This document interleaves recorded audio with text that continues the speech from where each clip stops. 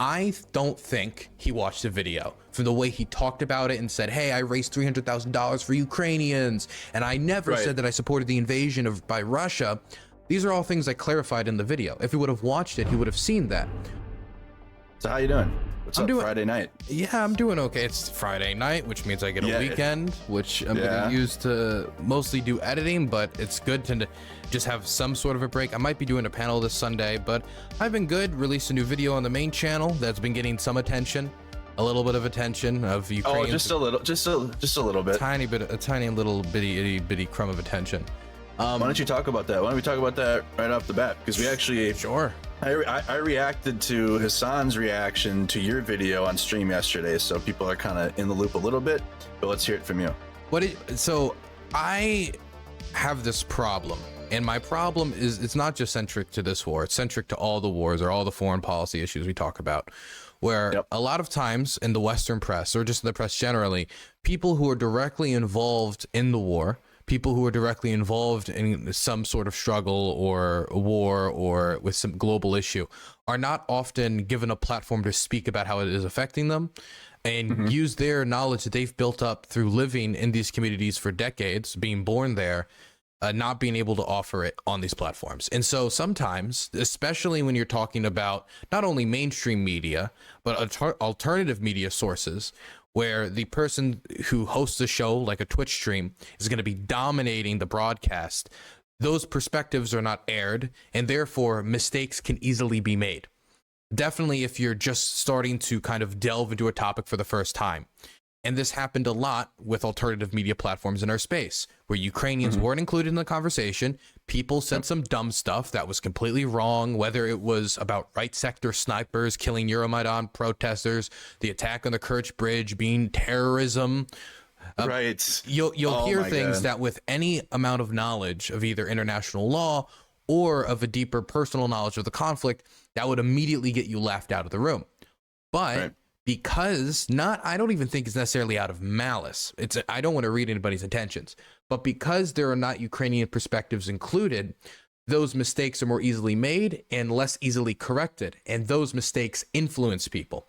And so I thought, after talking to somebody who in private wanted to talk to me about Hasan, after floating the idea, the plan that I made is that we were going to have Ukrainians react to HasanAbi, who's the #1 political Twitch streamer who has said a lot of stuff about the war that has got him critique from Ukrainians, and give them a platform to include themselves in the conversation that Ukrainians are not often included. They're not often included in conversations about the future of their own country. You're right. The conversation about them and their country, but they're not involved in it. It's crazy. Yeah. Yes. And so I sat them down and we talked for about 2 hours. The interview was for 2 hours, but there was bathroom breaks and moments like that. So it ended up being about 130 minutes. And I released it, and I didn't know what type of reaction I was going to get. I know that the critiques in the video of Hasan were pretty harsh, saying that he was, ignorant, he doesn't know what he's talking about, that he's repeating Russian talking points. But Hasan responded to the video by saying that it's psychopathic to interview Ukrainians about his commentary. He thought that was bad. It was bad to at all focus on things he said, or to critique him, or to give Ukrainians the opportunity to critique him. So it was psychopathic to platform them in that way.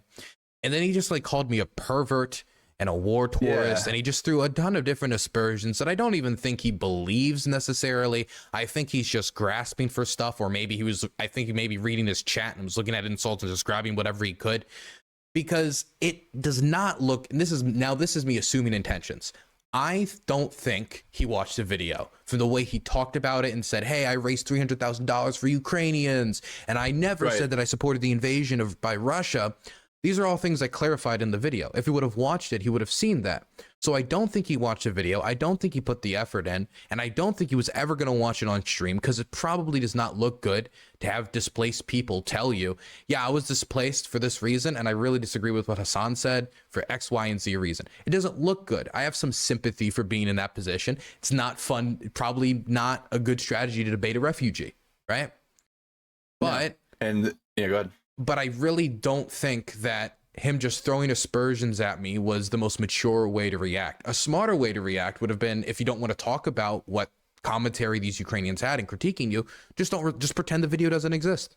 Just ignore the people bringing it up and go on about your day. But no, he had to. He had to smear me and make it look like I was a rat bastard in his audience, in case any of them end up stumbling on a video where Ukrainians are saying, hey, that person who never talked about Ukraine before the 2022 invasion, then started saying some pretty ignorant stuff, you know, maybe not the best person to get your news about the war from. Maybe trust Ukrainian news outlets, or maybe trust people who have experience in Ukraine, or maybe trust people who verify their sources.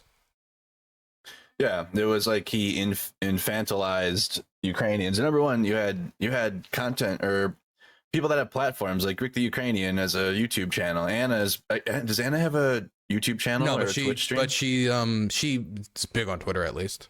Yeah, that's what that's so I saw that she's big on Twitter, so I just didn't know if she had another one. But yeah, I mean they have platforms, so they clearly, I mean, use their voice more so than maybe just a regular Ukrainian. But so like 3 out of, I mean, like Thompson and Rick were both like have YouTube channels.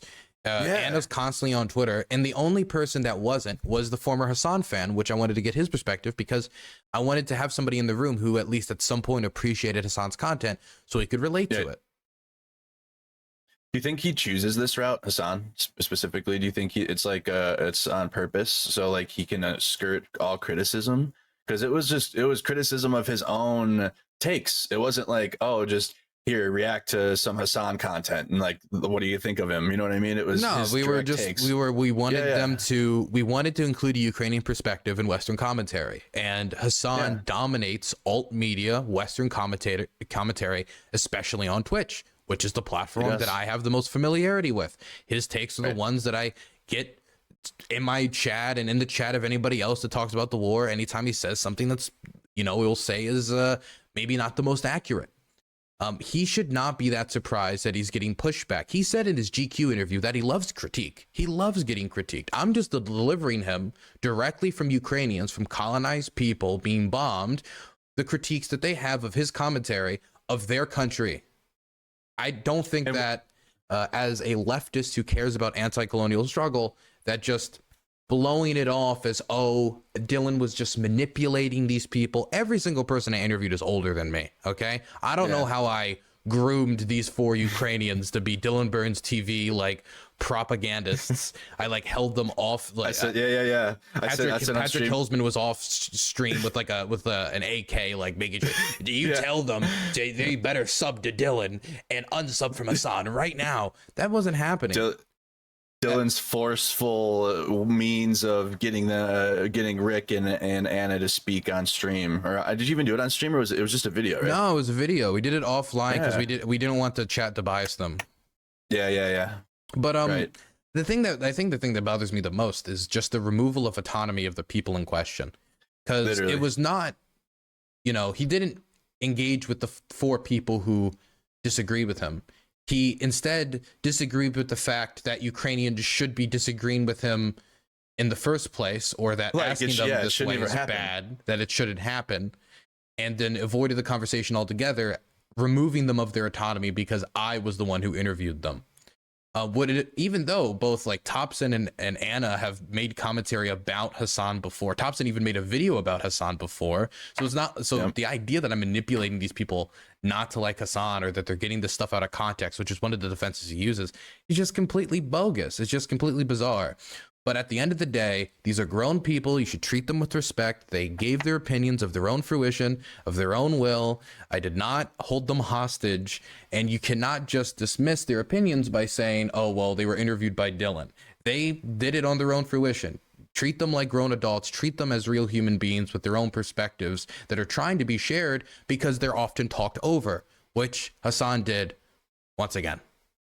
Exactly. And infantilize, the word comes to mind, taking like, as if, because I couldn't think of the word yesterday, so my chat gave it to me, because I was like, what is it called when you treat a grown person like a baby, or like in a situation like when you're seeing individuals being oppressed, like adults, or you're seeing a clear genocide by Russia, so then you look at Ukrainians and you're like, oh, look at these Ukrainians. They don't have any voice. And, you know, we got to talk for them. We got to basically like white knight their situation and take away their own reasons, which again, hearing from Ukrainians themselves is the best way you're going to get the information, especially if he, as a top again, the top political commentator who gives his opinions often and does influence the space. Like I told my chat yesterday, he has big influence on political happenings and dealings. So when he's given wrong, incorrect takes about Ukraine, it's only right that Ukrainians get to react. And again, I think you did it perfectly. If I did a video that was Ukrainians react to Tucker Carlson and they were like, wow, this guy's homophobic and cringe, Hasan would be there.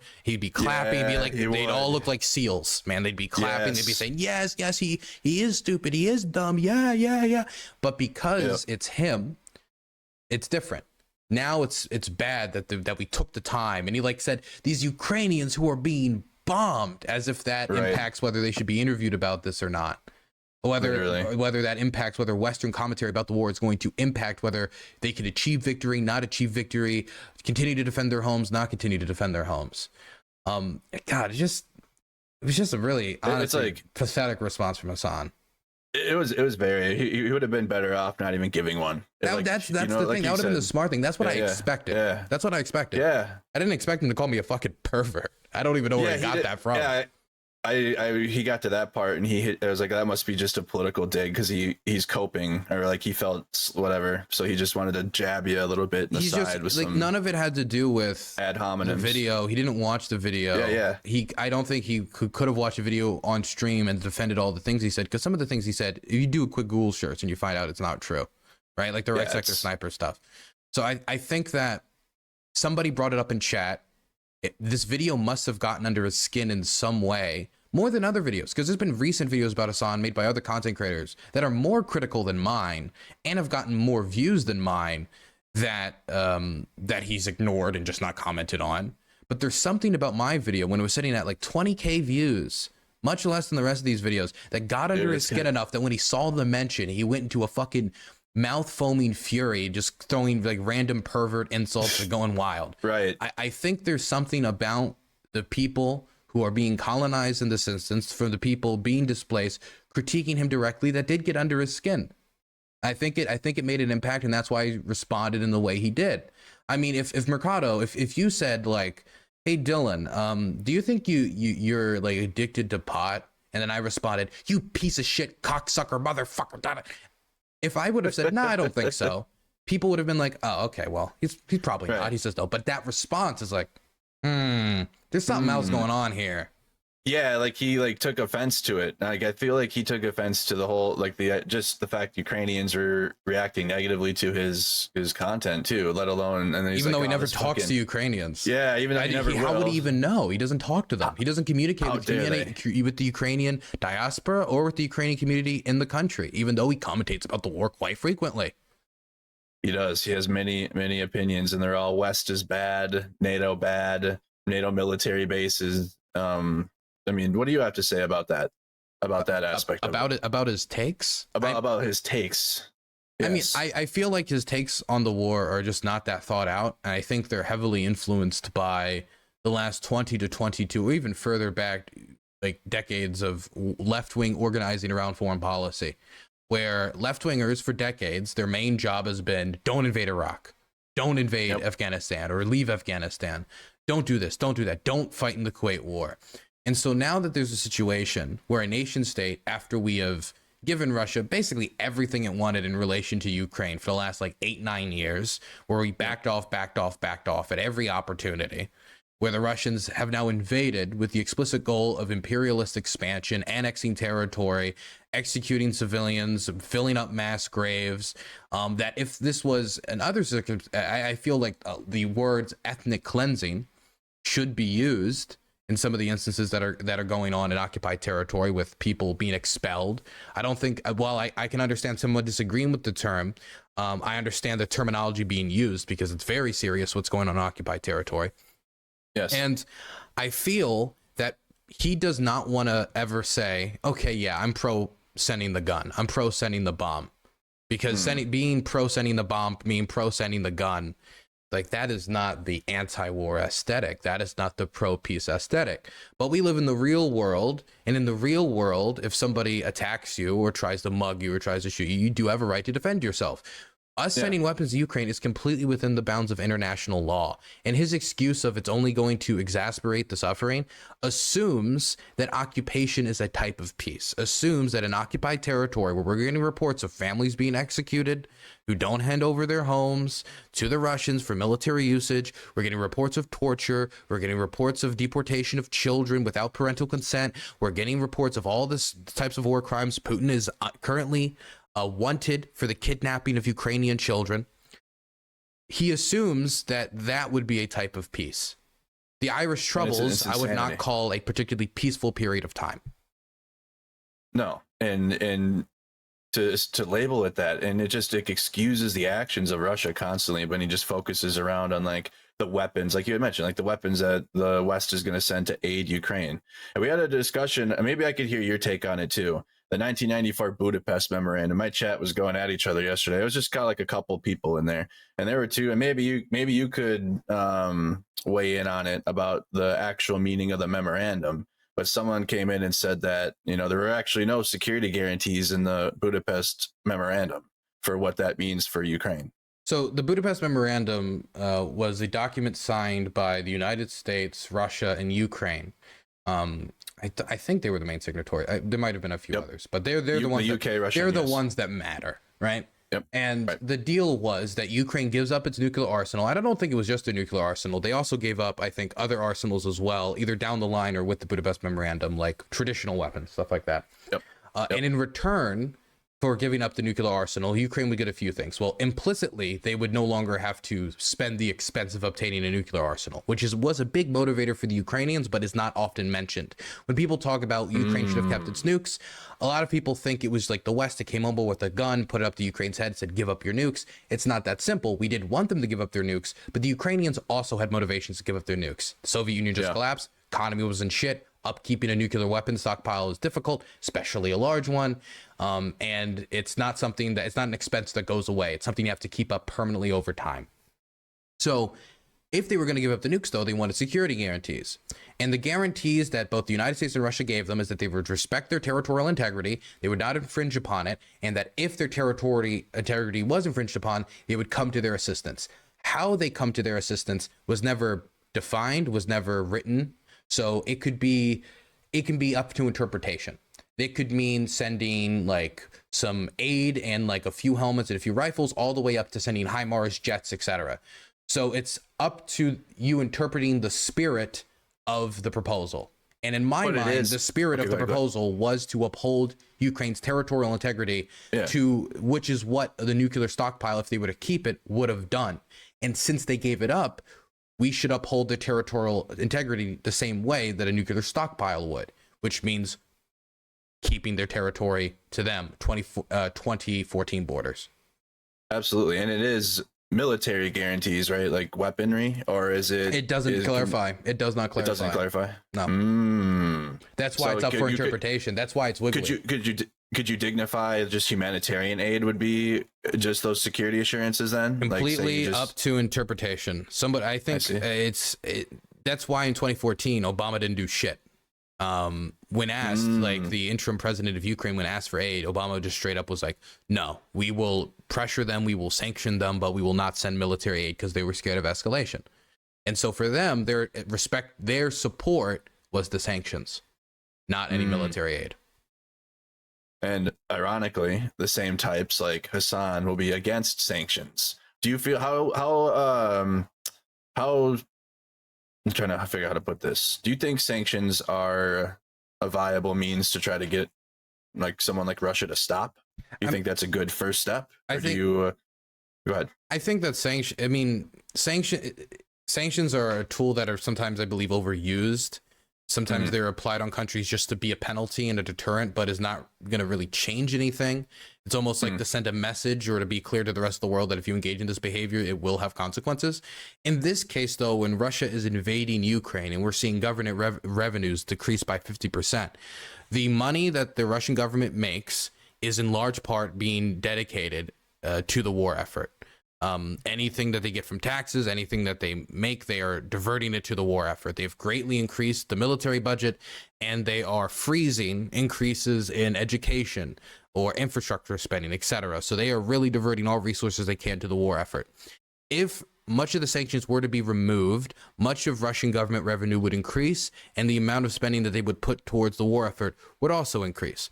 And so do the sanctions undermine the Russian war effort? Absolutely. It undermines their ability to make longer range precise missiles that could strike locations like Lviv and Kiev. It undermines their ability to re-up munitions and weapons and tools or anything that could be necessary for the weapon systems that deviate from the West, that come from the West, because some of their weapon systems are reliant on Western components.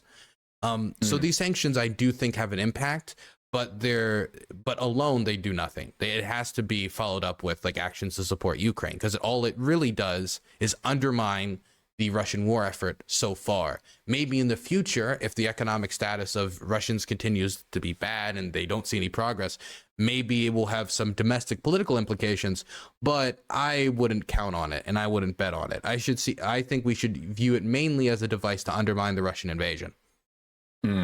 What's the feeling on the ground right now in the situation that you've been? I mean, I was just there a few weeks ago, but I mean, Zaluzhny just did an interview with The Economist. Things didn't sound too good. I mean, what's the vibe right now?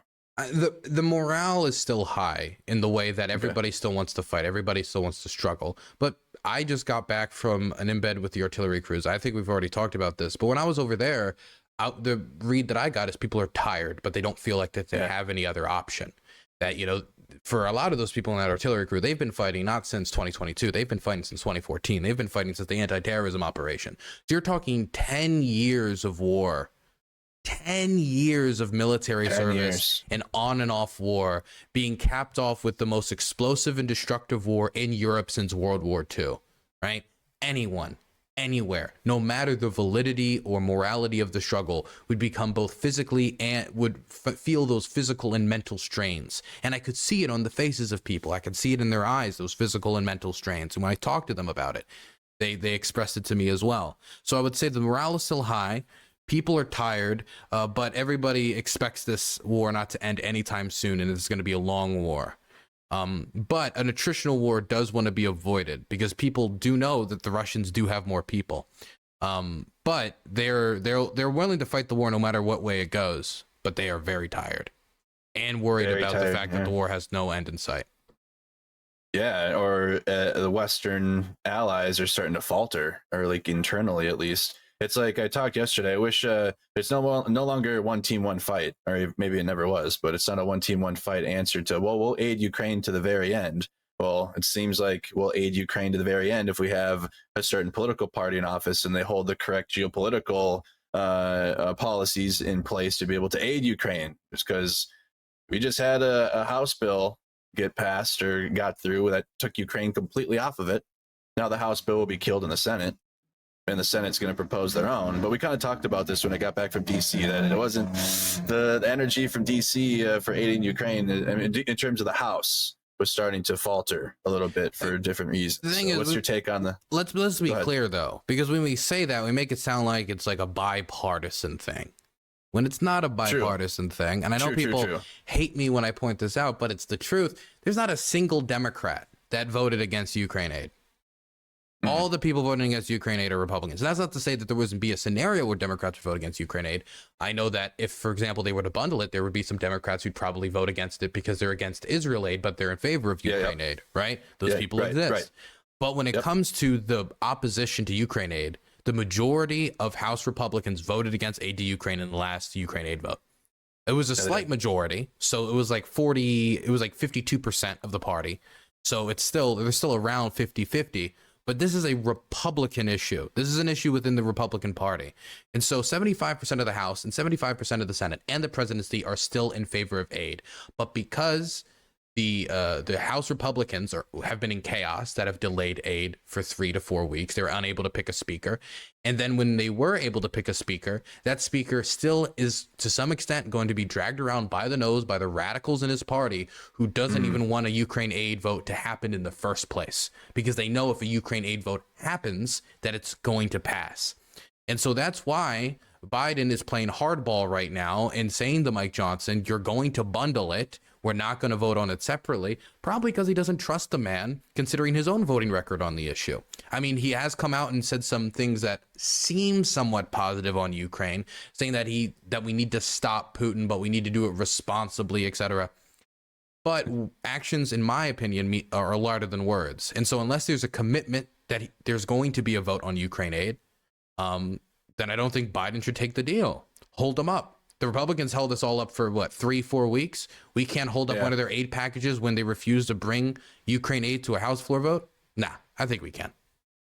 Exactly. So that, and even the House bill that the Speaker put forth, or whatever that the House had put forth, took out the border funding and everything that other Republicans had been supportive of. So I don't know where they came up with this. They're talking about voting on all these things separately, which in principle I'm not against if we hold the vote on the things. If we hold the vote, yeah. But he decides whether the vote is even held. The vote's held, and it seems like if it's up to him, he's not going to have Ukraine on there. From the public statements he's made, it sounds like he would, but his record is really bad, and the fact that he's splitting up in the first place has raised eyebrows. Where did this IRS thing come from? So the Republicans hate the IRS. When I say that, I don't mean all Republicans hate the IRS. I mean, the Republican Party wants to defund the IRS and wants to reverse the hiring and rehiring of staff for the IRS that Biden allocated funds for. And so this guy who got elected, Mike Johnson, who's the leader of the House Republicans, is considered somebody considered a fiscal conservative, considered somebody who wants to, balance the budget.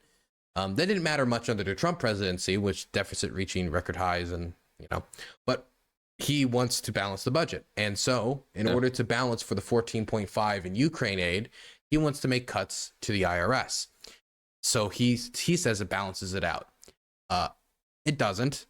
The problem with cutting the IRS while trying to make more money is that the IRS is the body that taxes for money. It is one of the few government programs that we know the more money we put into it, the more money we get out of it. We put $1 into it, we get $2 out of it, because then they can go after tax cheats. They can go after the reserves on the foreign currency reserve, not the foreign currency reserves, but money in tax havens and the Cayman Islands. They can go out and they can do that work because they have the staff to do it. When they don't have the staff to do it, when they don't have the ability to do that, they go after working class people who don't have the lawyers to dodge them. And so I would rather the IRS be able to we have to go after the tax cheats, make our tax system more fair, but also, again, making it so the IRS has less resources to do the work of collecting government revenue is not going to mean that the government now has more revenue. It doesn't make sense to me. It's not. If he wants to make cuts, he has to make cuts to something that isn't necessary for us to have a budget in the first place. 100%.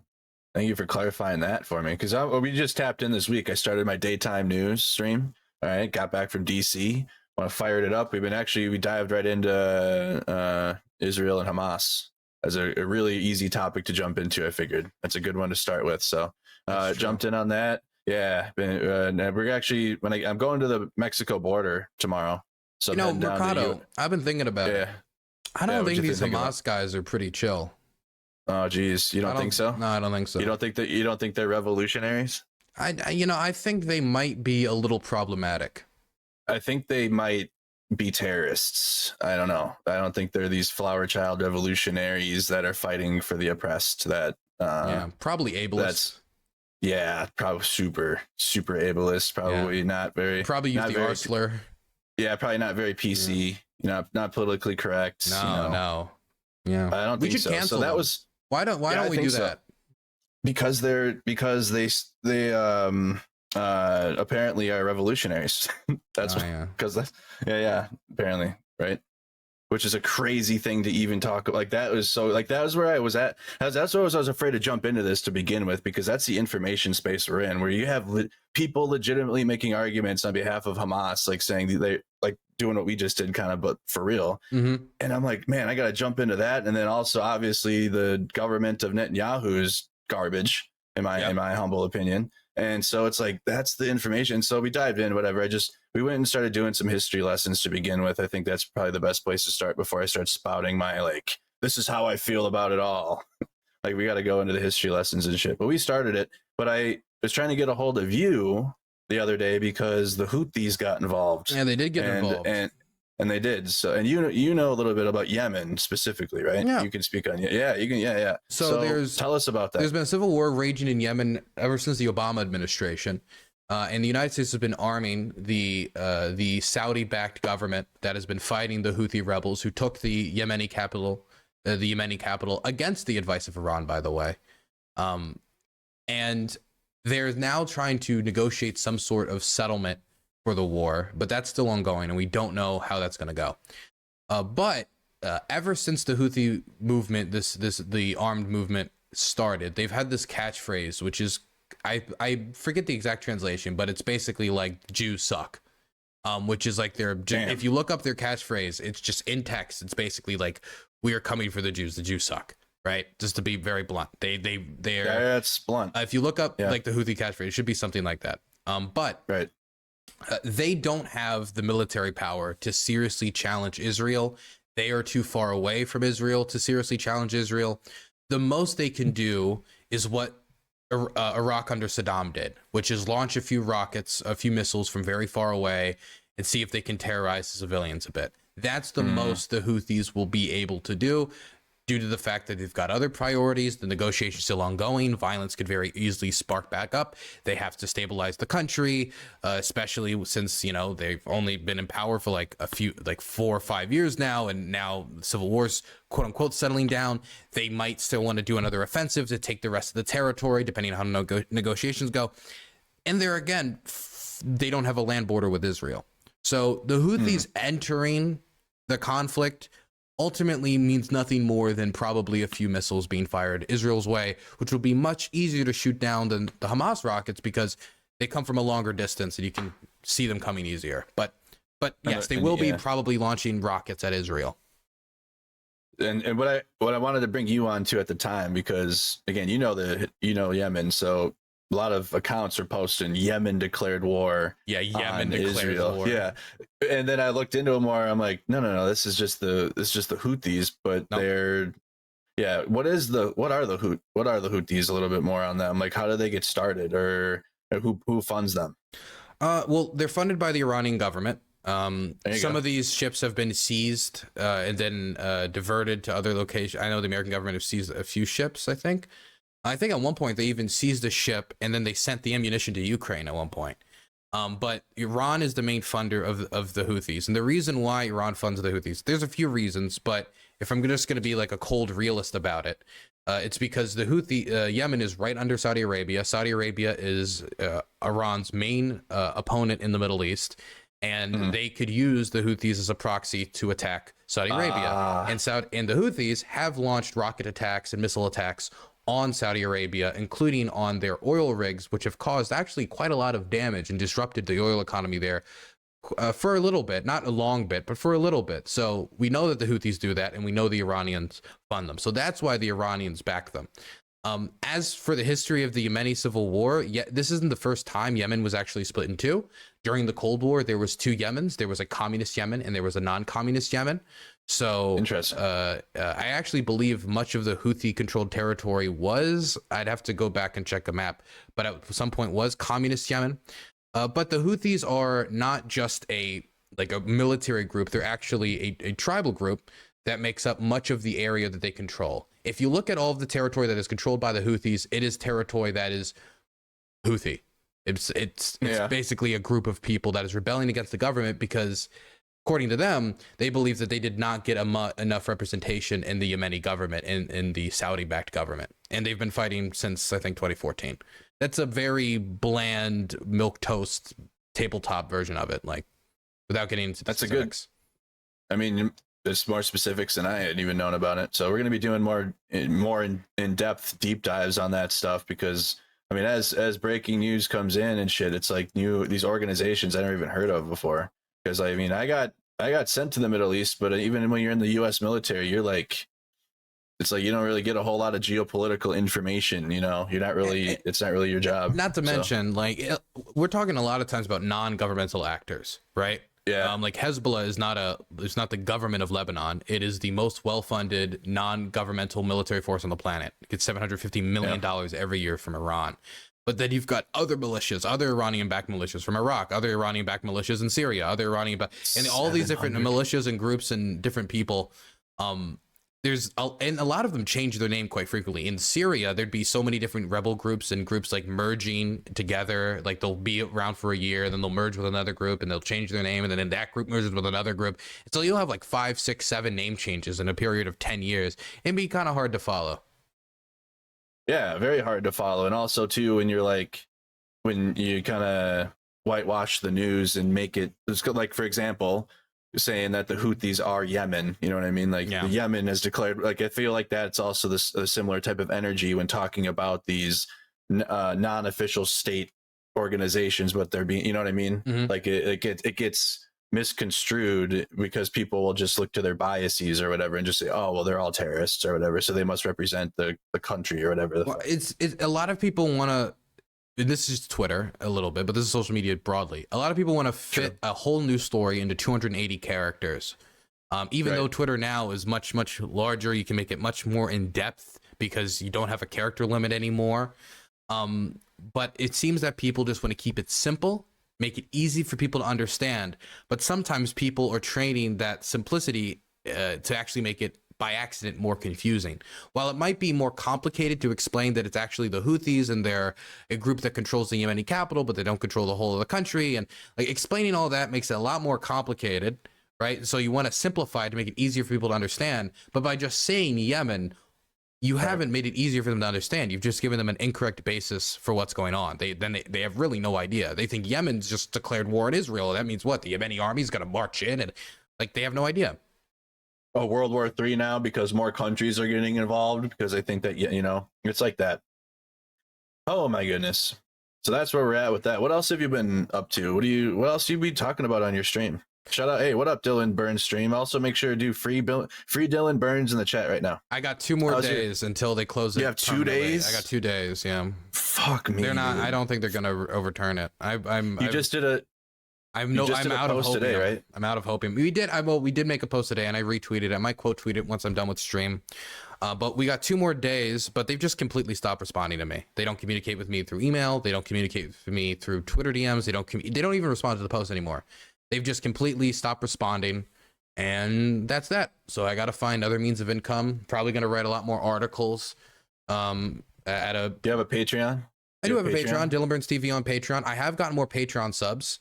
So we are making up the value, but I mean, we were making like $2,000 a month. And so being able to make up $2,000 a month in ad revenue is difficult. Yeah, that's tough. It's not an easy thing to fundraise because it's like, oh, maybe I can fundraise it for like a month while everybody's like, free Dylan Burns, free Dylan Burns. But are people going to be saying free Dylan Burns in like a month and a half? No, they're not. No, people are not going to give a fuck anymore. And so I have to do that long-term funding. I've got to dig into my savings, and I got to find a way to make sure that not only I'm fed, make sure that the employees who work for me, the people who edit my content, make sure they're fed and make sure they get a fair shake. Because I've had to renegotiate my contracts with some of my employees because we had percentage deals where this video makes this much ad revenue, you get this percentage, right? But now since it's not making any ad revenue, I just have to give them like a flat rate now. Which means, like, even if, let's say it's next month, because my YouTube videos are not going to be prioritized as much as the videos that have ad revenue on it, which is something that the YouTube algorithm does. So not only did they kneecap my ability to make money, they also are kneecapping the ability for me to get my content in front of people. But even if my videos get like 100,000, like only 100,000 views next month instead of the usual amount I get, I'm still going to pay them that flat rate, because I want to make sure that they're paid.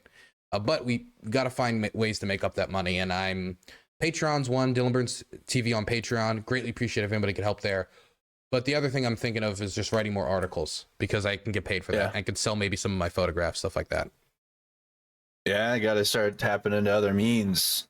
And that was what I was concerned, because like the one thing when I had my YouTube channel into the 3 strikes is the monetization was still coming. So like, say I did lose my channel, I'd still have like one final check or something to like figure it out. That's the thing that's crazy. Like, they seized my check. Yeah, I told you they seized the $3,000 from my account. They not only stopped me from making revenue, but like 3 days before my paycheck was supposed to come in, they said, never mind, this is ours, and we're giving it back to the ad companies that advertise on your channel. That's crazy. It is fucking crazy, man. That's do you something have Hamas would do.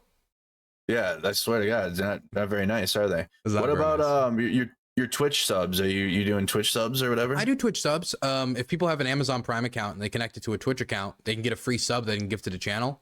And but my main thing is always my website, because if you gift a sub on Twitch or you sub on Twitch outside of the primes, which are free, Twitch takes half of it.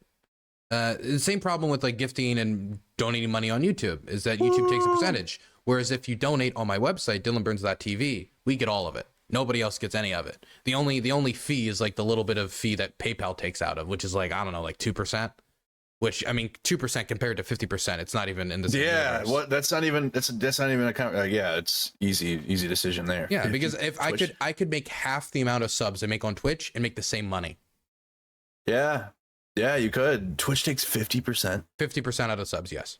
If somebody donates $5 sub, you get $2.50. That's how I feel, is how you're just getting fisted. Why is Twitch is that why people are leaving it? Why do you like Twitch so much? Why do I like Twitch? Just familiarity. Familiarity is one of it. It's where I started. Yeah. It's like my home a little bit. Yeah, I feel it. Yeah. I also they haven't demonetized me. That's definitely part of it. I like having diversity where, for example, let's say I get banned on YouTube, I can go to Twitch. Right. I still have this option. If I get banned on Twitch, I can shift over to YouTube. Making it so that I create content on two platforms gives me more flexibility as a content creator for situations like the one I'm in right now. If I was a YouTube streamer and I got demonetized, I'd be in shit. Yeah, that's what was my concern, but I'm glad at least I didn't have that. What about Discord server? You have your own server? I do have Dylan Burns TV on Discord. Well, haven't you applied for monetization yet? You can monetize Discord? Bro, what? Yeah, I have members and everything on there. Oh, they only take 10%. Yeah, bro, get on that. I don't know if I want to take money from people to use my Discord. No, okay, so it's an option. That's like being like, okay, that'd be like Mercado. I walk up to you, you come back to Kiev, I'm like, give me $20, you give me $20, and I slap you in the face. I don't want to charge people for Discord. Yeah. No, my bad. I'll clarify. My Discord's free. It's a public community server. It's just similar to like YouTube members or Twitch subs. Like you can become a YouTube or a Discord supporter, and you get your own badge and shit. It's a free it's like free. It's just an additional thing. People can support your server now. Huh. Monetarily. Yeah. That's with money. Is that a new thing? Yeah. Yes, it just came out within the last couple of months. I will say the big thing that Twitch just did that made me want to stay a little bit more on the platform is they're going to allow multi-streaming, which is a big victory. Because there's I don't care what anybody tells you, multi-streaming is much better than streaming on one platform. I know some people say consolidate your audience. Fuck that. They're lying to you. The only reason they say that is because they have a big audience on one platform and they've developed that big audience on that platform. So they want to make it sound like the way they did it is the smartest way to do it. Nah, it's better to be broadcasting on a platform like YouTube, which has much better discoverability than Twitch. It's better to have a wider reach. Multi-streaming is the way to go, and Twitch allowing it is going to be a big victory for me. It's going to help my discoverability. It's going to help my channels. It's going to help me a lot. Facts, because I'm multi-streaming right now. I'm on Facebook and YouTube because my boomer ass started with Facebook because you have a big Facebook audience watching. I have a big, well, I mean, so the thing is, the difference is, like you said, for live streams, Facebook's dog shit. YouTube and Twitch are the two best for getting viewers on your stream. So I have more viewers on YouTube, but I have more followers on Facebook. If like, what is it? Can you tell me what the Facebook audience is like? Dude, I mean, honestly, in the last like couple of years, they've chilled out a lot. Like Mark, it was bad when Mark was like putting people in Facebook jail every other week for like saying something non-PC or something. Like I was even thrown in Facebook jail like I had my record on Facebook is bad for how long I've been silenced on that platform. But you know what we should talk about? What about the lynch mob that happened in Dagestan? That was wild. Oh my goodness! You talk in when they were hunting Jews. Yeah, they decided that they were going yarmulke hunting. Man, it was crazy.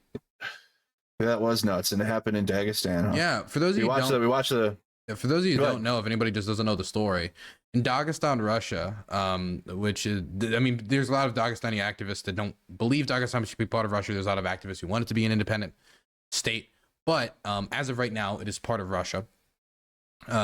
There was an Israeli plane that had landed at an airport This was, I don't know, maybe 10, 15 days after October 7th, once the bombing campaign in Gaza was well underway.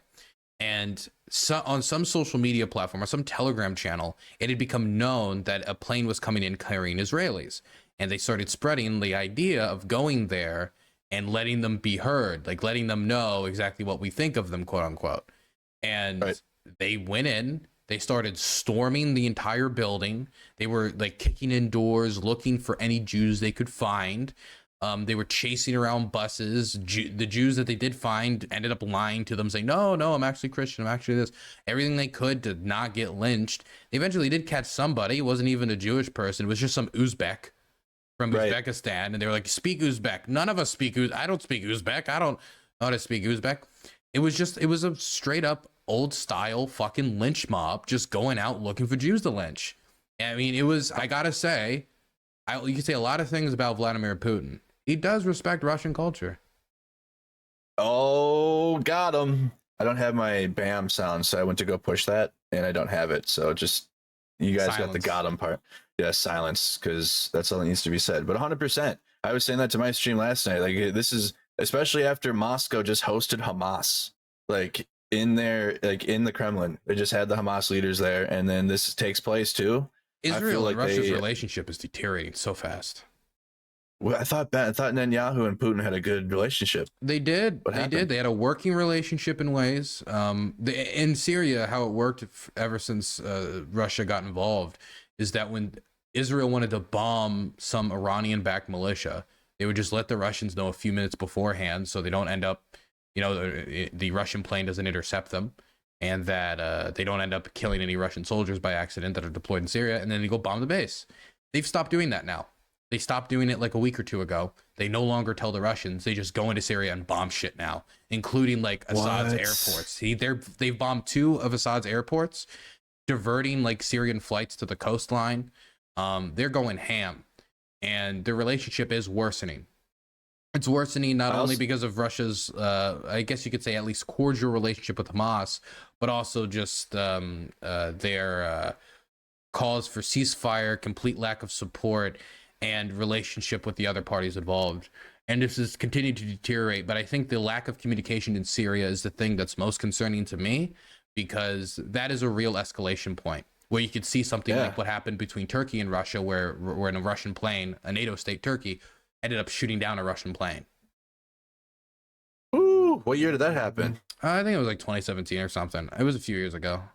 Dude, that was I was doing cocaine during those years, so like I wasn't even my reality like was MAGA and cocaine, kind of goes hand in hand, right? That sounds like Eric Trump's entire existence. That's basically it. I mean, only I didn't have the money to be doing that. I gotta say, a fucking Trump rally on coke sounds like an invigorating experience. Pound the wall. I can imagine it, man. Bro, but you don't even need, you just get it there. You don't even need to bring it. It's just BYOB. You just pass it around. Go to the bathroom quick, back of the toilet, dude. You already know how it goes. Yeah. 2017 Trump builds Russia. the walls, you build the lines. Yeah. I'll get the lines, you get the wall. We'll go down to the MAGA hole. Amen. 2017 Russian Air Force Al Bab. Oh, fuck. Yeah. I did hear about this. Al Bab. I got it up on screen right now, so. 2017 Russian Air Force. That does concern me the most is that stop of communication, because when communication breaks down more and more and more, and there isn't a pressure valve for confusion to be cleared up, that's when people end up dying. That's when accidents start happening, and that's how you can start wars. Now, I don't think Israel and Russia is going to go to war, but it is a potential point of escalation. I mean, they had Hamas in the Kremlin. I mean, what else could, I mean, yeah, with the deputy foreign minister of Iran. Exactly. But the thing is Russia, because of Russia's invasion of Ukraine, they've had to rely on untraditional allies in order to make up for the munitions that they just don't have. Obviously, we've gotten that report from South Korea recently of over 1 million North Korean shells being sent to the Russians, which people can laugh at the North Korean shells. I've laughed at the North Korean shells, right? I've laughed at them with the artillery crews getting bombed by the North Korean shells. But 1 million shells is still 1 million shells. And for the Iranians, it was the drones. It was the Shahed drones that they provided them and then allowed them to get contracts to make them domestically in Russia. It was other resources that they provided them, other munitions that they provided them. And the deeper that Russia's relationship with Iran got, and the more that Russia would have to give Iran something in return for all of these munitions, the more wary Israel got. And I could see the Israeli press continuing to push the Israeli government on, how is it that Russia and Iran has such a deep relationship and Ukraine is basically begging us for air defense systems and support? How is it that we still haven't aligned with them, as the Russians have chosen their allies very clearly? And now, as the relationship continues to deteriorate, those people are all coming out in Israeli society saying, wow, look at that. We were right. You were right. They're right. You couldn't trust the Russians, etc. No, you can't trust the Russians ever. God dang it. So, man, what Iran in this whole deal here, though, in all of it, it seems like Iran doesn't really get the mainstream coverage like that they should for how much they're responsible for the things in the background, huh? Or maybe they do and I miss it. Maybe they do and I miss it somewhere. I don't know. Do you feel like Iran really gets the energy that it should for the terror that they cause? I feel like the governments do. I don't know if the media does as much. Why is that? I mean, there's just so much news going on in the world. I think that might be part of it. True. It's kind of an old beat. We've been saying this shit since 1979. I don't know exactly. I think you know, I think a lot of it's like complicated terror networks. That's kind of hard to explain to Americans. And after 22 years of the war on terror, how many times can you say Iran is funding Hezbollah before, like, you know, you've kind of gotten the message? But I actually don't know. I've seen people assuming Iran's involvement in October 7th, but we really still don't know if Iran had direct involvement, if they were involved in planning, if they gave the order, if they even knew about it beforehand. And when I say that, people look at me like I'm crazy. Like, are you telling me that there's a possibility that not only the Iranians were not involved in planning it, but they didn't even know about it? And yeah, I do think that there's a possibility of it. There are engagements and military operations that Ukraine engages in that they don't tell the Americans before in advance because they're scared of leaks. Maybe not even the idea that Iran would leak it to the world. They wouldn't have a motivation to, but that there might be agents and intelligence resources that could be along the information railway that intercepts it and then hands it off to somebody else. I'm not saying that I know Iran doesn't know. I'm just saying I don't know. I don't know if Iran did or did not know. And I think people jumping to conclusions on it is irresponsible.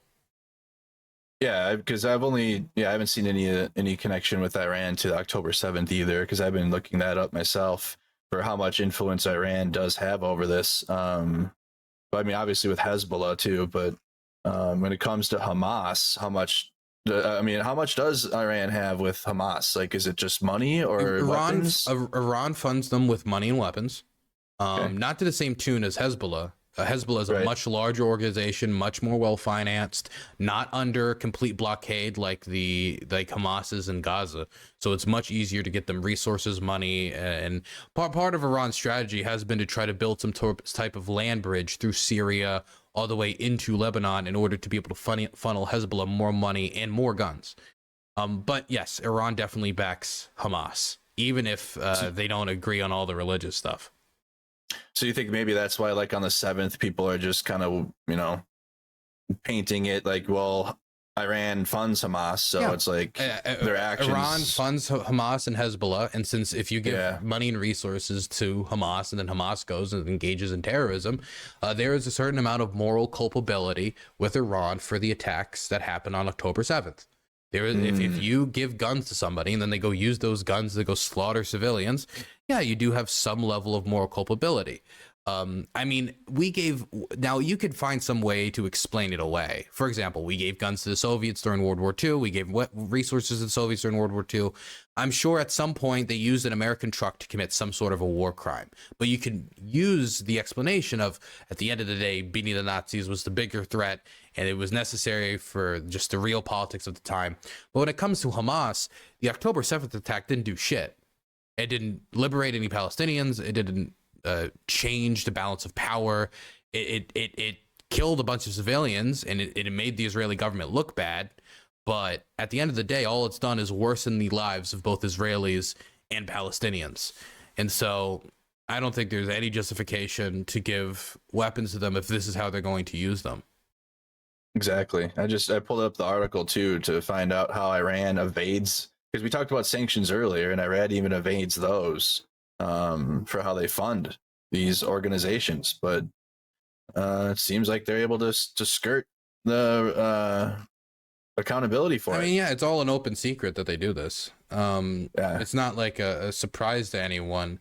The only thing that people really need to find out is their level of involvement, because I don't want a situation where people are assuming their level of involvement and then responding to Iran as if they were directly involved if we don't know. Right. I think that's very important. And that could fuel also the misinformation on the opposite side, saying, "Oh, well, look at they're banging the war drums, trying to come for us," type shit. You know what I mean? Yeah, I mean, right now the situation is extremely tense, and the last thing we want is misinformation running amok, causing nation states or people to ask for things that aren't necessary or could make the situation worse. It's part of the reason why I despise, and I don't know if I talked to you about this before, I despise all these numbskull, knuckle dragging, window licking, dunderhead Twitter accounts that are reposting old Syrian war footage or footage from Iraq or footage from these other war zones and suffering of people that they themselves ignored, or in many times they themselves endorsed, like Jackson Hinkle, and trying to pretend that it's Palestinians. I don't even know why they do that. There's tons and tons of footage of Palestinians already suffering. Maybe they've already juiced it for every dime and nickel that they can make out of it, so now they have to pretend that other footage is that so they can make more money. Or maybe they were like, oh, this isn't emotional enough, let me get the footage from Syria of the children crying about their dad dying and let me just say it was a Palestinian. It's sick. It's sick. It's farming. They're farming for engagements, and they use those videos. And it's like that. The Syrian girl account, which I don't know why that account hasn't been just blasted yet. That girl, that account was posting pro-Russian shit. She's a pro-Assad. She supports the SSNP, which is a Syrian, I'm going to be blunt with you, fascist party. Yeah. She tried to connect like Rojava and the Kurds of northeastern Syria to like BLM terrorism. It was like, she's fucking crazy. But the thing that really gets me about her is that she did podcasts with David Duke, Grand Wizard of the Ku Klux Klan. Multiple podcasts where they would go on and just rant about how the Jews control everything. Multiple episodes of the podcast. And if you use the Wayback Machine, I think I don't know if the files of the podcast episodes still exist, but you can go see the page, David Duke's podcast, guest Syrian national girl, whatever the fuck. Wow. She like in one of the responses recently that just shows you the type of person she was responding to a video of one of the Israelis that were kidnapped by saying like, I can't believe anyone would suggest that anyone would even want to rape these hags. Like, she's just a hateful, bigoted piece of shit that has no value whatsoever being allowed on the platform. But those are the types of people that are getting promoted by the algorithm, by Elon's all-holy algorithm. Yeah, they're in a space. They were in a space yesterday talking about it. But yeah, because I saw these accounts because I wasn't really involved in the Twitter world before getting involved with Russia's invasion of Ukraine and reporting on it. Because I had the serious boomer social media activity from me. I mean, I had an Instagram. But it was, I just posted like my food I'd have, like if I had a good meal once a month, but I never really used it. So like I got involved in Twitter when Russia invaded Ukraine, and just these accounts that are just posting, like you said, they're just reposting Syrian videos of children and all types of places that aren't even in Palestine. They were all pushing propaganda for Russia at the start. And what will really get me is I'll see posts sometimes and I'll hear this line and it's repeated by multiple accounts. I don't know if it's a line that some agency said it or put out there, or they're just copying each other. I don't know what it is, right? But the line is, if Russia did this in Ukraine, or if Assad or Russia did this, et cetera, then the West would immediately declare war. The problem is they started copy pasting that so much and then combining that with their stolen footage is that eventually they were posting footage from Syria of Assad bombing his own people, saying that if Russia and Assad did this, then the rest would declare war. But it's footage of what Assad and Russia did. It's past post irony. Right. It's literally past that, but also Assad and Putin did that. Yes. Like they've done the Assad thing that he's saying. Has killed many more people than Israel has in the last like 50 years, and just the last 5.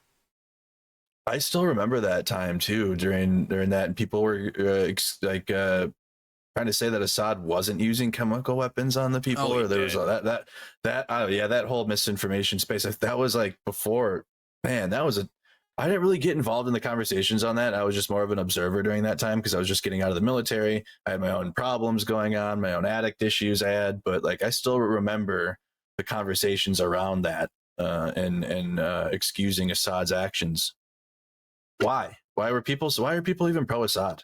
It's complicated. Some people like Assad because they hate America and they know that Assad doesn't like America and is part of a different geopolitical grouping. And so that's part of the reason why some people like Assad. Some people like Assad because they're part of his group. They're Alawites, and that might be part of it. And a lot of it is tribal. A lot of it is ethnic.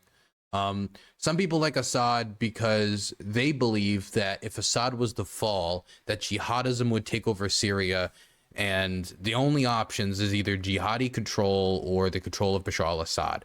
And so there are some people who are a little bit more kind of begrudgingly supporting Assad under the idea that he's the only one who can keep the country stable. Now, I don't know how you can look at a country torn apart through 12 years of civil war and say the guy at the helm is keeping the country stable. No, literally. But that was one of the justifications. Those are the people who support Assad, and then there's just like hard people who just agree with his personal politics, like Syrian girl who is a fascist. So those fascist policies. I see. Yeah, I see. So okay. So Assad then, and that's why you have Jackson Hinkle on there saying, "Oh man, Assad would take care of the people of Palestine." He's part of a different. Well, that's the thing. Assad bombed Palestinian refugee camps during the Civil War, killing Palestinian refugees. The idea that this is the guy who's going to be the savior of the Palestinian people when he's done nothing ever for the Palestinian people during his reign. I just, where does it come from? He's been in power since the early 2000s. He's done nothing. Nothing's changed. Nothing will. I mean, it's trying to do the same thing over and over again, trying to expect a different result, you know, with the same type of leaders. What is there any oppositional leader in Syria to Bashar? Yeah, there's a few. Has a chance. See, I'm a follower. Has a chance is a different story, but I'm a follower of Saint Jude, the saint of lost causes. Okay. But there's still the rebels in Idlib, which is a coalition of different rebel groups of remnants of the FSA and the TFSA, which I have some friends from Idlib. I'd like to go to Idlib at some point. It's journalism I would like to do. I'd like to cover it. I'd like to cover the revolution because it's still going on there. Then there's in northeastern Syria, there is a coalition called the SDF, known as the Syrian Democratic Forces. That's the forces that the United States has worked with the most directly. We used them to conduct Operation Inherent Resolve, which was the operation to destroy ISIS's territorial holdings, which was done to success through both the Obama and Trump administrations. They are a very strange coalition of Arab, Kurdish, and different militias and remnants from the war. They have a lot of weird socialist leanings because the YPG and the YPJ, which dominate the organization, are a like socialist, like pro-Öcalan, which is like a Kurdish revolutionary that Turkey considers a terrorist and has in prison. They believe in Kurdish liberation, and that ideology has made them have disagreements with other Arab tribes in the region, and it's causing a lot of tensions right now. And Turkey also hates them because Kurdish independence is terrifying to them, because they have a lot of Kurdish areas, they have a lot of Kurdish separatists, and they don't want that movement to gain any steam. And so that's part of the reason why they invaded northeastern Syria back in the day. And then when Trump was flip-flopping on whether he was going to defend them, and he said, well, the Kurds weren't with us on D-Day, so I'm not going to... real Trump quote, by the way. Oh my God. So those are, it's Assad, the SDF, and the rebels in Idlib. And there's like other parties involved, like Turkey and stuff like that, but those are like the three main forces now.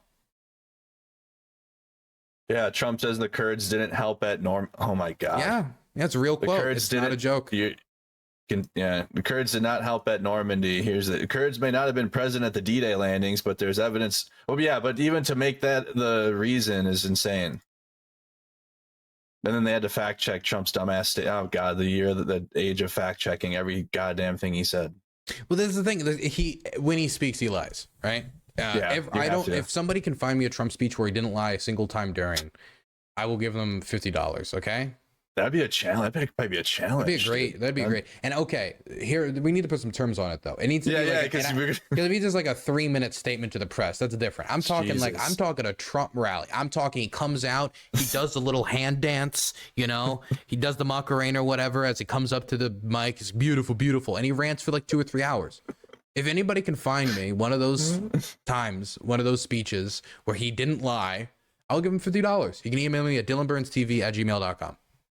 Want to win $50? Go ahead. Try to get involved. And he's offering you this while his channel monetization is that's how confident I am. Damn, that's how confident he is in this. That's insane. I wish I could. He's an impulsive liar. He's an impulsive. He lies to get out of any situation that's slightly uncomfortable.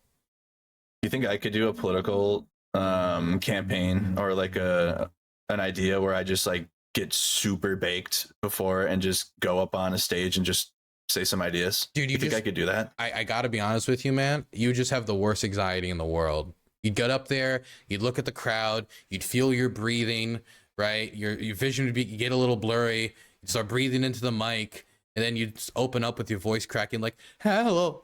It would not go well, man. People, do you think that you are a functioning stoner to a degree that you can make a speech in front of thousands of people? I mean, I'm making speeches every night in front of thousands, and I'm pretty baked. It's very different though when you can see all the people. When you see like the numbers on the screen, it's very different than when you stand in front of a crowd and you have to make a speech. You're right. And you can't just be like, right. BRB, I gotta go to the bathroom. Click. Like you gotta. Can't just put on a video for 5 minutes. You actually have to have things to say. It's tough, man. It's tough. Yeah, see, that's where I got you though, because I'm gonna pull out the projection screen and pull the screen down. So that's great. What videos are you gonna show them? Shit, fucking HasanAbi videos, dude. That's brilliant. That's where that's where I hear you get the most educational. That is true. Value. As you get the most educational value, you get to look at a chair as he's in the bathroom for 30 minutes playing somebody else's videos. Fuck yeah, dude. I mean, shit. It kind of be meta because he does it, so it's like going to the bathroom while playing a HasanAbi video. True, or you go to the bathroom during your speech as meta commentary on Hasan. Exactly, like we make it part of the whole thing. Like it's part of the experience. Yeah. Well, it was like what, 5:15 in the morning for you now? Dude. What time is it right now? Actually, let me check the time. Dylan actually has no idea what time doesn't matter to Dylan anymore. Time is a paradox. Time honestly, I don't have like a schedule, like in the traditional sense. It's 4:17, by the way. Oh, okay, good. Oh, so did time change? Did you guys daylight savings? Oh, why did I? Oh, fuck. I think it jumped up on me too, man. I almost missed my stream a few times because of it. I was confused. Oh my goodness. Because the thing is, I'm lazy. All my clocks are still set for American time. So in my head, what I've been doing is I just add 7 hours. I'm like, oh, it says it's this 7 here, so that means it's this time now here in Ukraine. That's the lazy way. Look, okay. Sometimes being lazy makes things more difficult, right? Like it's lazy if you leave trash around the house, right? But eventually it becomes a bigger task for you down the road, right? It's kind of like that. Oh, geez, dude. Got any advice or any well wishings for me at the border? I'm going down there and gonna go see this crisis that's taking place. You're gonna go catch MS-13, are you? Yeah, by myself. I'm gonna go stand where Elon Musk stood and be like, oh, this is where Elon stood. Oh my God. That's really why. That's honestly it. You're gonna go there and just finish a little. Okay, but yeah. Here's my question. How inconspicuous are you gonna be? Are you gonna go there in like a big sombrero and like maracas and be like, hello, fellow undocumented? How are you gonna do this? So, I mean, I actually just plan to go down there and play a couple of HasanAbi videos, to be honest. Yeah, just make the undocumented migrants.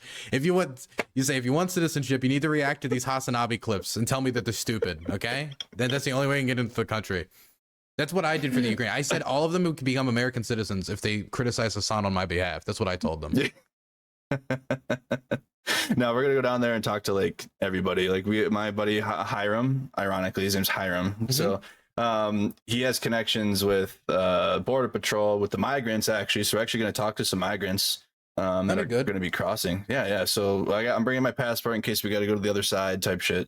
It'll be fine. Are you going to interview any activists on behalf of the migrants? Because it's one thing because the thing is, right, and I found this out the hard way in Ukraine, is you'll go up to somebody, and I experience this with artillerymen, and I'll be like, so you guys use this artillery system. How does it compare to the M777 howitzer? And they'll be like, I don't fucking know. I just fire the big gun. Like, and so if you ask these migrants, like, do you think that this law and this piece of legislation, they're gonna be, what law? I'm fleeing the cartel. They killed half my family. What the fuck are you talking? Bye, right? So it might be useful to also make sure that you've got some nerd, right? Some border immigration nerd to talk about too. Because if you talk to the people with Border Patrol, they're going to know the regulations, right? And I would just make sure that you know there's somebody on both sides that really knows what they're talking about. Oh yeah, oh definitely, yeah. We're going to Hiram's got it all. Like he's from, I think he's from El Paso. Maybe he lives in Austin now. He's another independent journalist. He's kind of been out of it for a bit. He was out during the protests and stuff in 2020, but some people got jobs and stuff they got to do and weren't lucky like we were and kept it going. So, but I'm going down there driving, and then, I think we'll be going on both sides of the border, I believe. But he's like, dude, how much time do you have? I'm like, well, I got 2 weeks. So I'm going back to Ukraine again because I'm coming back. When are you coming back? November. My plane leaves November 19th. I get to you're leaving. Bro, it's coming up. Man, I'm going to be out of here. I'm going to be out of here. Oh, man. No. I leave like on the 15th. On that day, I'll be in Scotland. Oh, wow. Why? I want to go get drunk with a buddy. No, nice. Good reason. Great reason. Before I come home for Thanksgiving, right? Going to get drunk in Scotland, dude? That sounds awesome. My family says they might have some Scottish roots. So, I'll go there, discover them, come back in a kilt, confuse my family. Isn't it Scotland where you can like buy a piece of it and like you have a plaque of it? Or like I think they have a thing where you can like literally buy like a square, like a good square of maybe that's Scotland. what we should give the Russians. Maybe we'll like, okay, leave Ukraine. We'll give you 20 plots to Scotland. You can become a lord with one of those fake lord websites. We can become a lord.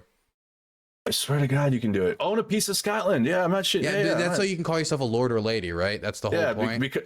Become a lord today. That's what the British should offer Putin. We'll declare you Lord Putin. You get a plot in Scotland in return for Crimea.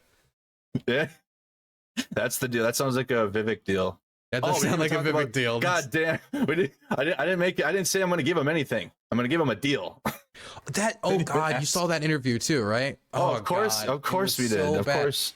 It's just, so you want to give him the land? No, I want to give him a deal. No. Does the deal include land? Maybe. He snuck that in there at the end. Oh, and Russia gets to keep all its territory taken. Like he just kind of snuck that in there at the end. And Piers goes, "What?" It's the thing about Vivek is like, on one hand, I think one of his strong suits is he's like, I don't bullshit. I just say what I believe. I just sit it out there. I don't appeal to political taboos. Right? That's like part of the appeal for him being against aid for Israel. Problem is though, you can't balance that it's hard to balance that when you also don't want to say the thing you really believe because it's really fucking stupid. And it really felt like he didn't want to say to the news commentator that, yes, you want to give the invading, raping, pillaging, ethnic cleansing army land to ethnically cleanse and abuse for decades to come. You didn't want to say that out loud. So he just wanted to package it up as a deal. He's trying to use very like clinical words, very cleansed words that are very clean nasally, without all the moral implications. Man, super nasally. I'm gonna give him a deal. Okay, all right, hear me clearly, Pierce. Gonna give him a deal, not gonna give him anything. You know what's the dumbest part about the deal? The deal is stupid on so many levels. Just give Russia basically everything they want, remove the ability for Ukraine to join NATO. So remove not only Ukraine's possibility of NATO membership, but also take away their leverage that they had against the Russians to say, hey, I don't need to just listen to you. I got these guys who have been considering, bringing me in their club. That leverage is gone. And what do we give? What did the Russians give us? Oh, they end their alliance with the Chinese. China doesn't have an alliance with. I don't even know what the fuck he's talking about. I paused the stream and I keep asking Chad, what the fuck is he referring to? Is he referring to like some training drills they did together in the ocean? Are you referring to like the trade? Do you think Russia's going to promise not to trade with China? Do you think Russia's going to promise not to work with China to challenge American geopolitical hegemony? Are you fucking mentally defunct? He's quite literally saying we're going to give you all this, and if Russia promises to not be closer friends with China, it's not, what would stop Russia from being like, okay, give us all that stuff, great, we're going to do it anyway.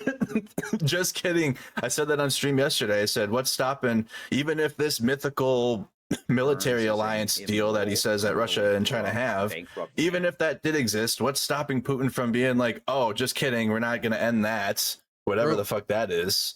Because he's done it with everything.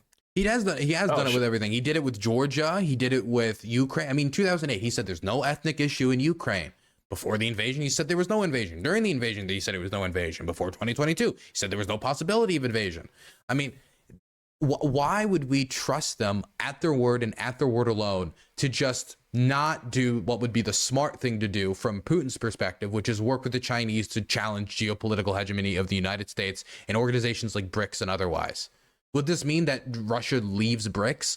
Would this mean that Russia ends all the military drills? Does this mean that Russia now starts sending all their oil and natural gas back to Europe and back to the United States? We become reliant on it, give them back that leverage.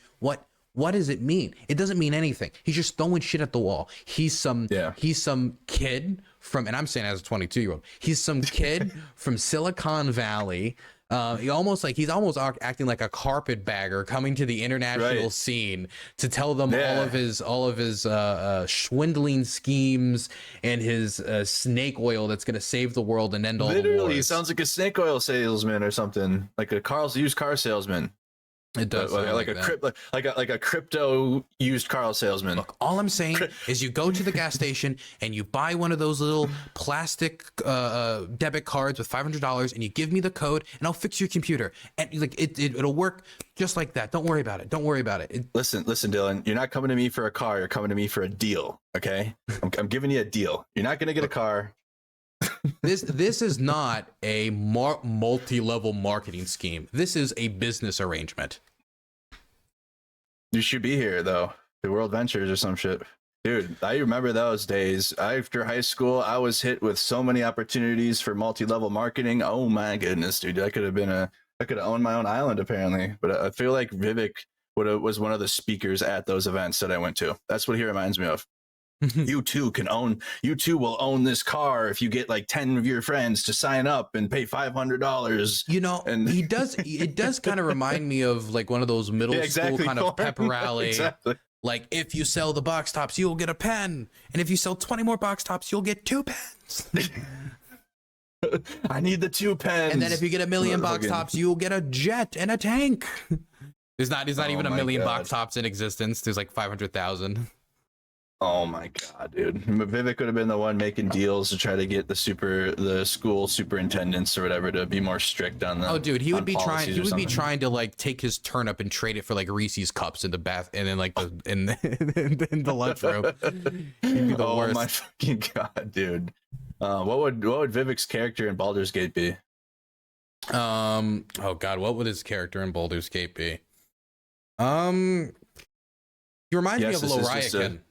You know Loriakin, the wizard in Baldur's Gate? Yeah. He reminds me of Loriakin. In the first one. Little weasel. That was also a quick little jab to try to get you to play Baldur's Gate because you haven't. I am playing Baldur's Gate this time with my Lebanese friends. You're playing it? Yeah, I'm playing it. I'm playing it. It's me and 2 other people. We're doing a playthrough right now. I'm having a blast. It's much more fun with friends, actually. It's super fun with friends. We have to finish it. I'm in the 3rd act of this. I'll play it with you again. I'll finish it with them, but I'll play it with you again. Yeah, we should definitely do a co-op. But now that they patched it too, because when I tried doing that with one of my viewers, it like locked his character into my story forever, and I couldn't even like swap that character out for like. Did you not like kill him? No, I did kill him and it didn't work. Why? It would no, it wouldn't let me. We were able to kill another party member that was trying to join. And then it wouldn't let me actually kill him because he's on quests with me or something. It was stupid. I don't know. It was weird. Dumb. He's in the chat too. I'm sure it's what's his? I can't think of his name now. Whoever you are, die already. Yeah, free his game. Yeah. Free my game. We had to start fresh. We started over, which was worth it because there were characters that I didn't even get to that I had to pick up. Like I didn't even have Liaison, for example. Favorite character, fucking honestly, our guy. Magyar Hempicles. he's a beast. No, like non-player character. Okay, so probably Karlak. You like Karlak? You know, I romanced Karlak immediately. You know who's growing on me? It's the Australian accent. What's the first act main villain? What's his name? I can't believe I forgot his name. His voice actor is fantastic. The first act main villain. I almost said Ulfric Stormcloak. That's a totally different video game. Ulfric is from Witcher, right? No, he is from Skyrim. Ketheric Thorn. I love Ketheric Thorn. His voice actor is fantastic. Oh, fuck his motivations make sense and are very human, and it's not like shallow. Like I like it. Yeah, I like it. I like his character a lot. Yeah, we just killed him. So we're finally on our way to Baldur's Gate in the story. Have you never been to Baldur's Gate yet? Not in the game yet. No. Wow. No, not in the game. Not in this one. Then you haven't met Loriakin yet. Not Loriakin in this one. No. Isn't Loriakin the other ones? In the older Baldur Gates? I think he might. I've never played the older ones, but he's in this one. Oh. And he's gonna behave like Vivek. Okay, just know that when you meet him. Okay, I was familiar with that character from like an older Baldur's Gate too. I've never played the other ones. Are the other ones worth playing? See, that's the thing is I don't know if I mean they're fun. Like I watched the first one because I didn't actually play the first one. I watched my friend play it, and then I played the second one a little bit at my friend's house when we were younger, and I had a good time. But I wouldn't. I mean, they're older now. They're out of date. I mean, the third one is a perfect one now. It's like fully. Yeah, I feel like it took everything that worked and added everything that. This is D&D the video game, and it is nobody has ever succeeded at like bringing the D&D style to a video. This is it. Yeah. Someone in the chat says this feels like Snack Squad's revenge. Yeah, this is our gaming discussion while we had to host my streams on my gaming channel for like 3 weeks. That sucked. Hey man, you gotta do whatever you need to survive and thrive. I killed my gaming algorithm for a bit, but we gained a bunch of new viewers, so it was great. And people that usually don't watch video games, and they got to like chill out for a little bit. So it was a good time. That is cool. Yeah. Do you want to wrap this up? Yeah, we can. I'm gonna wrap up too personally because I got to get to sleep, chat. So actually, no gaming tonight on my end. Sorry guys, but I have to get to bed. I got to wake up early, and I got to get to Texas. So. It was a great discussion with Dylan. I think we can leave it at that and just leave this as like the stream for me. I know you start hours in advance, right? Yeah, this is my 4th hour right now. Yeah, so I gotta start. I should just start doing one long stream, dude, and not like separate them. To be honest, like I can at this point. I mean, I know the thing is that's tough for me is my Ukraine stream specific is I have so many viewers for it, and like doing this type of thing is kind of newer, so I have way less viewers for it. So I don't want to like abandon the just Ukraine stream to kind of like tie it into a longer stream. But I feel like I maybe should because I have other things I want to talk about. Well, for me, like the reason why when I play video games, the few times that I do, I play it on this channel still. And the reason why is that it's such a different audience that if I was to make a completely new channel and just do gaming for that, I would have like nothing. And I can drag people who traditionally wouldn't be interested into my video game streams. That's what I do personally, but I'm not a video game streamer. I'm not the person to ask about this. True. And I gotta elevate that a little more. I mean, it's a great thing, but I gotta do more with it. But all right, buddy, it was great talking with you. I'll update you. If anything, we could do like a stream on Friday, but I'll be in Texas. But I'll do like a virtual or something with you. Yeah, you can tell me about all of the Al Qaeda fighters who have crossed the border. You know, I'm going to tell you about how important it is that we send HIMARS to the U.S. southern border, okay? Because to the migrants. Because we're sending it to Ukraine and we're not sending it to our border where the real invasion is taking place, okay, Dylan? Pablo, the 7-year-old Honduras migrant, needs cluster munitions, and he needs it now. Okay. Thank you so much for having me on. If people want to check out my content, you can find it. My new video I released of Ukrainians reacting to HasanAbi is on DylanBurnsTV. If you want to support our channel through demonetization, which has really wrecked our finances, you can support us at DylanBurnsTV on Patreon or on my website, DylanBurns.tv. Appreciate it. Love you, Mercado. You want to shout yourself out? Yeah. Go follow me on Twitter. Join my Discord server. Subscribe to Mercado Media on YouTube and follow on Facebook. I'm going to be at the U.S. southern border, and then I'll be in Ukraine at the end of November. So if you're interested for Ukraine, don't worry, I'll be there too. but come check out the invasion at the U.S. southern border. Come check that out. Okay. Don't get too invaded too hard, okay? I'll try not to get invaded hard. All right. Have a good night, buddy. See ya. Man, Mercado's a nice guy.